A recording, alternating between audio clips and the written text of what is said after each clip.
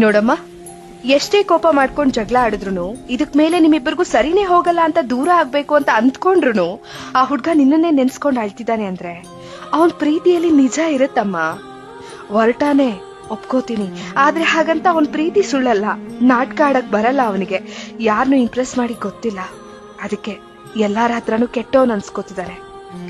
ಪ್ರೀತಿನ ಬಿಟ್ಕೊಡ್ಬಾರ್ದು, ನಿಜಾನೇ. ಆದ್ರೆ ಪ್ರೀತಿ ಇಲ್ಲ, ಇಷ್ಟ ಇಲ್ಲ ಅಂದ್ರೆ ನೇರವಾಗಿ ಮಾತಾಡಿ ಮುಗಿಸ್ಬಿಡಿ.